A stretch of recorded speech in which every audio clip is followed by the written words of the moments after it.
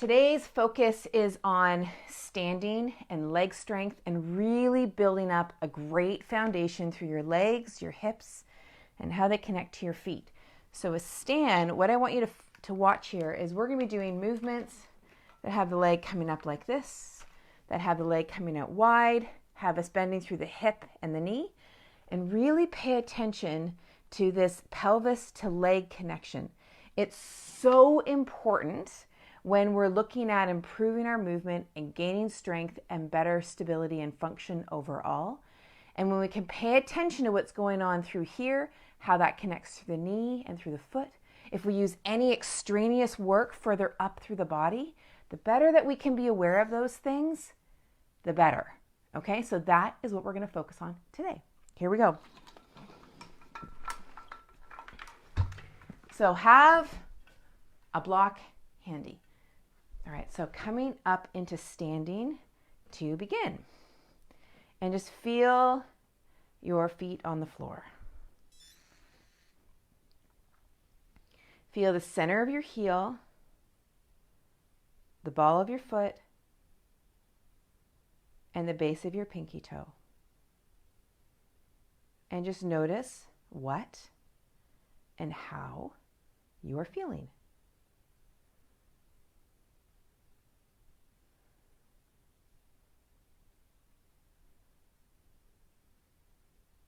Notice how your day has been with you and you with your day.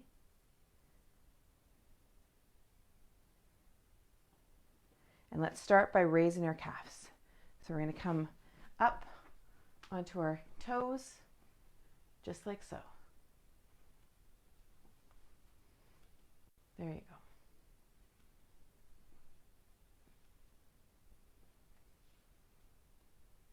Now as you lift, try to not have your heels come wide.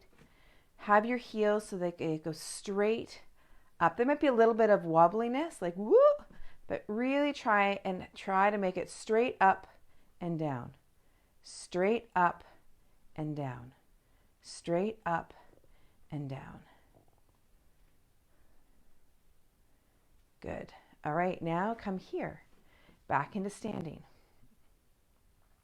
And bring one foot up into a small tree. Now remember, articulating joint, foot comes on. If you want to go higher, then articulating joint is the hip. The knee is doing some too, but the pelvis is not lifting to do that movement. The leg bone is moving in the pelvis to bring that foot up onto the leg. Right? Whoop.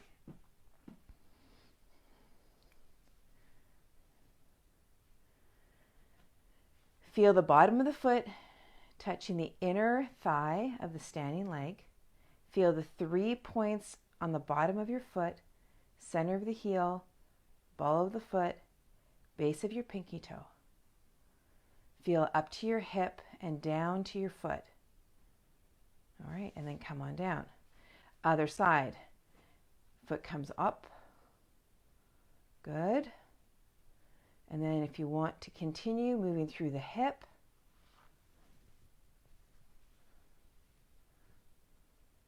placing the foot against the leg against the foot, feeling the bottom foot, center of the heel, ball of the foot, base of the pinky toe.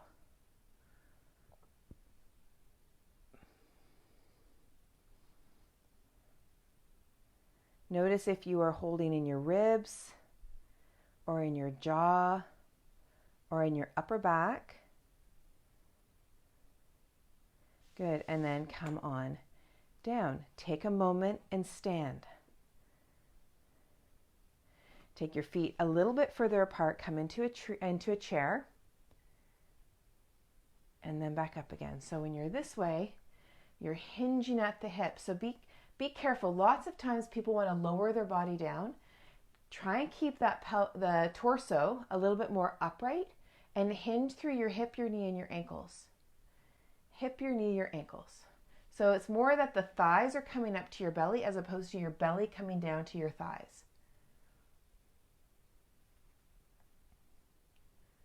Feel the center of the heel, ball of the foot, and base of your pinky toe.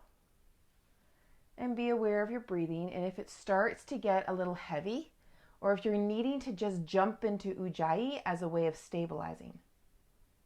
And can you just let your breathing be easy?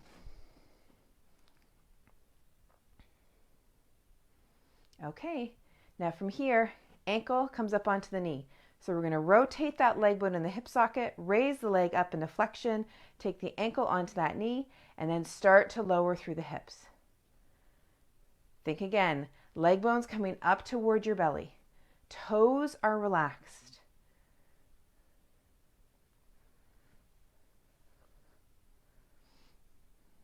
Okay, now from here, we're going to come up through the hips, lift that leg off, rotate it, and then place it onto the standing leg. And then we're going to step that leg back into high lunge. And then we're going to come up and bring that ankle back up onto the knee, thinking about the movement of the leg bone in the hip socket. I'm going to turn this way now. All right, so then from here, take it off, bring it back, high lunge. All right, so pay attention to the movement of the leg bone in the hip socket. You can go right from ankle to knee, right back into high lunge, or you can bring a mini tree in between. But the key is that this leg bone and hip socket is the primary articulating joint. Yes, the knee is bending, but I really want you to think about that leg swinging back, and then through the opposite leg, the one that's standing, how we're moving through the hip, the knee, and the ankle. And then come up, and then up, cross, and lower. Good. Okay, now come into standing and notice what you feel.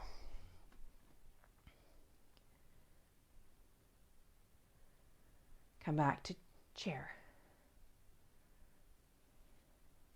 Hinging through the hips. I've had women who are a little older who have had swollen ankles for a long time of their life. Take the ankle up. And when they really move better through their hips, the swelling of their ankle goes away. Okay, and then move through the hip. Now bring that leg back, high lunge. Now you can always come through to a mini tree and then up. But remember here, I'm moving through the hip. The knee's coming along for the ride. It's also coming into flexion. That pelvis is staying as quiet as we can, even if there's wind about, right? All right, so then I'm going to swing this back, high lunge. And I'm going to swing right up into ankle onto the knee. But really think, even though I said ankle to knee, think about leg bone and hip socket. The ankle comes onto the knee because that leg bone is moving into the hip socket. If you're looking to really improve your movement. Okay, last one. And then up and come into standing. Okay, now what are you noticing? Let's take your hands on the outside of the thighs and press the thighs slightly into your hands as you lower down. And then come up. Slight abduction through the legs. The movement is coming through here, through the hip, the knee, and the ankle, but I'm gently pressing out. Let your body respond to the pushing out. I'm purposely not saying what muscles are involved in the pushing out. I want you to feel what you feel when you push out into the legs or out into the hands. So when the legs push out into the hands, what do you feel? And if there's any increase of strain, then you're going too hard or it's not the right stimulus. So then what we can do is place the block between the legs. And you can place it here. You can also place it more narrow. So you choose your preferred way. Try not to squeeze the wood out of the block. Really think about hip and knees and ankles. Now you choose your preferred one, whether it's block or whether it's placing your hands onto the outer thighs. Which one gives you the most freedom? Which one gives you the most ease?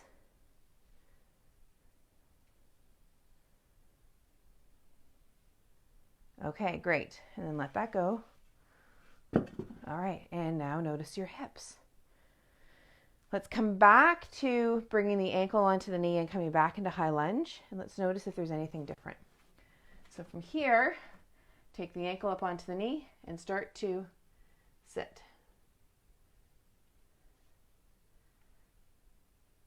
Okay, and swing that leg back.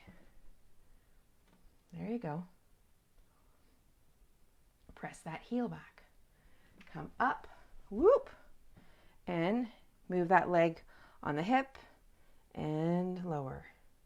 Now what you can do, if you liked pressing your legs out into your hands, then press the standing leg out into your hand and swing that leg back. So it looks like this. You're here, the leg's pressing down into the hand, and you swing back. Notice what you feel when you do that. Now don't make it too harsh. Just have it be a tap tap to remind the leg that it's not falling inward. Yeah? And you might not step back quite as far.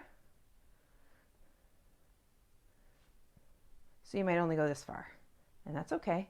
The key is now notice how you're moving pelvis and the leg.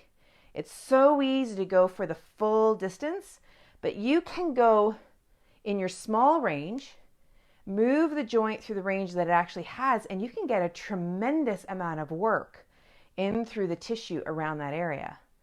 Yeah? And not go back far.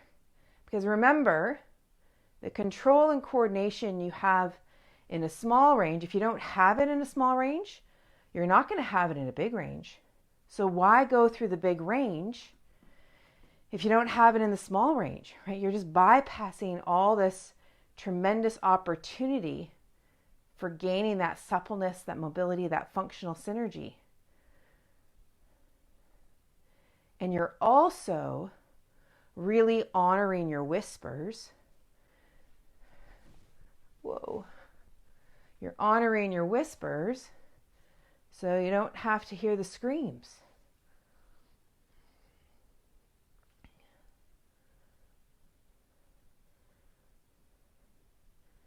Good, and then come up. Now just notice what it is that you're feeling and how it all feels. Pelvis and leg. Good. And then come into standing. And now notice what you feel. And if there's anything starting to grow in and around your sacrum and your back, then it just lets you know that you've gone a little far, or your range was too big, or you pushed a little far, or you were gripping somewhere else in your body. Right? So just allow that to be in your awareness, okay? Let's take your legs wide. Legs turn out at the hip. That was the articulating joint. The feet came along for the ride. Now we lower down. Now I just want you to be here. I want you to feel your toes, and I want you to lift your toes a little, and then drop your toes. Lift your toes, and drop your toes. Lift your toes, and drop your toes. Feel the center of the heel, the ball of the foot, the base of the pinky toe. Let's press the legs back into your hands. Good. Maybe if you've got the availability, no increase of tension further up, think about moving through the hips and the knees a little more. But honor yourself. Don't just watch me. Honor yourself and the whispers. There's no point in my mind in terms of pushing yourself into some supposed mythical edge, which is one of the most ridiculous concepts ever created in yoga. I said that out loud, didn't I? Yeah. All right. You know my opinion about that one. So the idea is if you don't listen to the whispers, you're never going to actually get a consistent base of strength. You've got to listen, and your strength gains will become better and better and better. So we're in warrior 2 now. Okay, and then come back up. Rotate that leg bone. Rotate this leg bone. That's it. Lower down. Good. Good. You can always take the arms into it.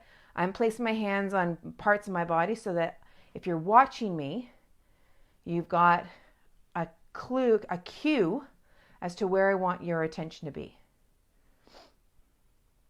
Okay, so now we're going to rotate that leg bone back. Rotate this one out. Now this time, as we move, remember that pelvis is started off level. You're going to lower through the hips. So the pelvis is dropping, dropping, dropping. As opposed to the knee bringing us forward, I want you to think about lowering by way of the hip. Now the knee will bend, and I want you to pay attention to the back outside edge of your foot. Back outside edge of your foot. Keep that connected. So as soon as you feel like it's coming up, you've gone too far. Okay? Okay, good. All right, this way. Good. Now let's start to take yourself into an extended side angle. Now you might be in a place where you place your hand on a block, whether it's in the front or whether it's in the back. But whether you place your elbow on your leg or whether you place your hand on the block, I want you to think about butterfly pressure. This was one of the very, very first instructions I ever remember in my early days of yoga. I think it was my very first series of yoga classes in Vancouver. And she said, the way to build leg strength is to have your hands be like butterflies. Okay, and you know what? It's too bad I don't remember her name. I so see her in my mind, but she's right. Okay, so you can be here or you can be here. Good. Okay, coming on up and up. All right, now you might want to bring those legs together a little bit. Rotate. Now when you're moving your legs, there can be lots of discussion about what you do with the legs. So rotate, what I tend to do is this. Rotate that front leg. Your pelvis will often move with it. And then you can rotate the back leg if that's something you practice. There's going to be lots of debate about that. So just feel what's right for you and your body. But when we come into triangle, I really like this idea of thinking about your pubic bone and your nose like this. And they're moving at the same rate. So then we don't have to reach that rib cage forward, which further creates wackadoodle kind of strain in through your SI joints and through your lower lumbar spine. And then the other piece of this is I want you to think about your knee here.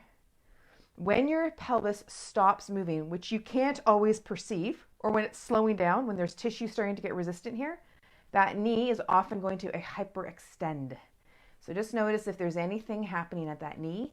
Even if you can't perceive your pelvis has stopped moving, your knee or what you feel around your knee might highlight that for you. Yeah?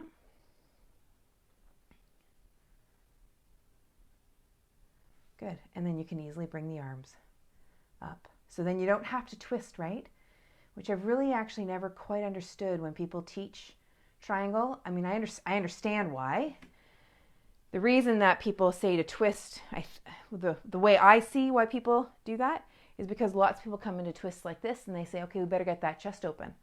But if you see that, the reason why they're doing it is because they're breaking through here.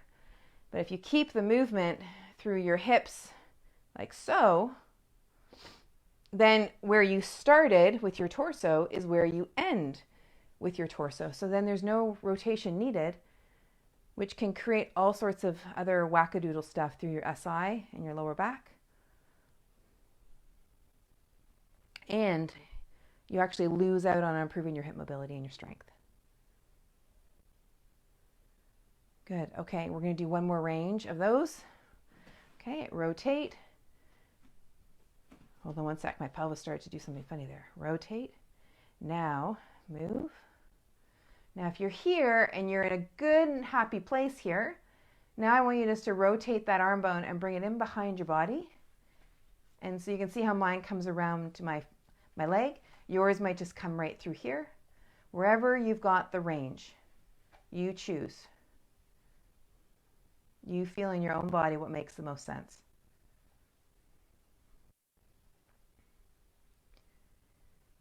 Good, and then come on up. So you can see with some really simple stuff, as we're building our function here, that you move a little bit more towards some of these more complex things like binds. So then binds all of a sudden don't become this mythical thing you can't attain. It's more, they're about how functional your body is. Yeah? If you've got any desire to do them, you just need to keep improving the suppleness and the mobility and the overall function, the responsiveness of your body. And if you have pain as you do those things, that pain will reduce more and more and more and more consistently and be more sustainable. And you'll continue to move better and do more complicated or complex things should you want to. Good. And then let's come back into standing. All right, lovely. Okay, let's come back into doing our calf raises. So we're going to raise and lower, raise and lower, raise and lower, raise and lower. Okay, now let's come into our chair. And where are we at here with chair? And then come on up. And where are we at with our chair? And then come on up. Thinking about moving through the hips. And then come on up. All right, now let's come back over to here. Ankle to knee. Yeah? So that was all through the hip. Now keep that hip level. We're going to bend the standing leg. We're moving towards eagle. Bend the standing leg. Rotate that top leg. Bend and move through that standing leg. But keep your pelvis. Keep your hands here. Really pay attention to what's going on in your pelvis. This position will completely blow your mind as you get more and more awareness of what your pelvis is doing in it. And then we're going to take the arms into position. So whatever leg is on top, the same arm is below. Relax your toes. And then come on up. And then out you come. Good. Feel where that pelvis is. Feel where your legs are, yeah? And then bring that leg up. Ankle comes onto the knee. Let that leg move. Okay, and now start to hinge. And hinge. Good. And then bend that standing leg. Keep your pelvis level. Notice when you want to do that. Come back up if that's the case.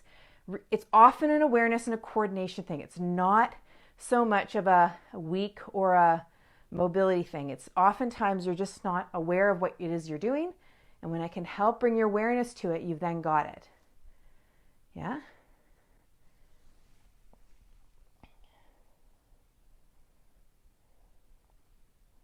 Relax your toes. Good. And then up. Come into standing. Good. And now feel your legs. And now come back into chair.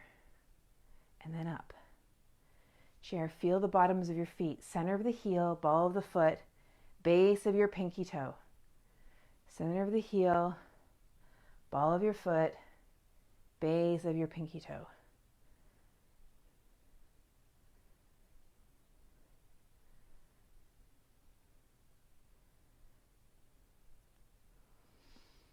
Okay, now in standing, notice what you're now feeling. Take those shoulders up to your ears. Allow those blades to come back into retraction and then down. Inhaling on the way up, exhaling on the way back and down. Inhaling on the way up, exhaling on the way back and down. Inhaling on the way up, exhaling on the way back and down, up and back and down, up and back and down. 2 more.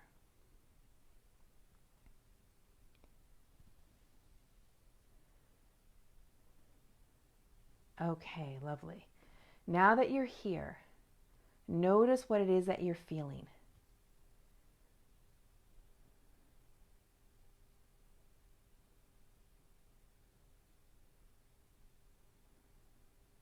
Feel your breath.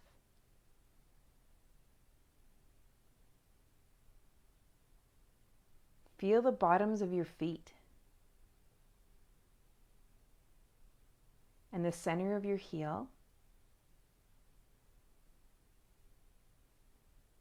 Feel your legs and your pelvis and your body weight coming through your pelvis, your legs, and down into your feet.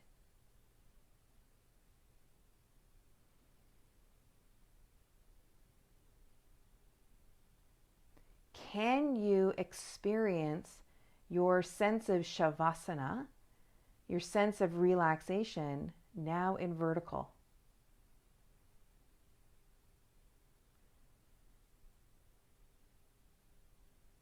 Without lifting through the spine, can you just be lifted? Can you just be vertical? Feeling the breath in your torso, in your shoulder girdle, your neck and your face.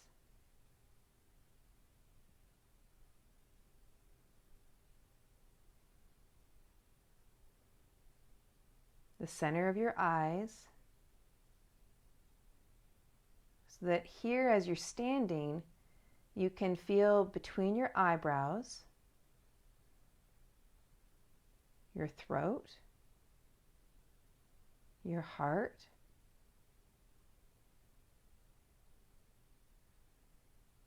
below your breastbone, just below your navel, and into your feet. Can you be with this in standing?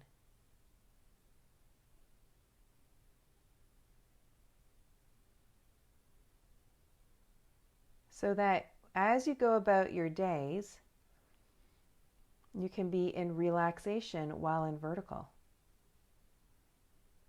See, the thing that happens as we function better is that a well-functioning body surrenders upward. There's less bracing. There's less grip. There's easier breath.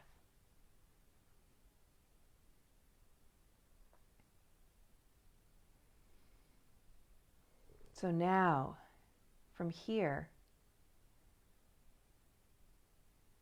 where are you going to go from here? You might want to go for a run. You might want to do more yoga or a pranayama practice. You might be starting your day like me and getting ready for breakfast. But notice what this feeling is inside of you. Maybe this can be a new normal.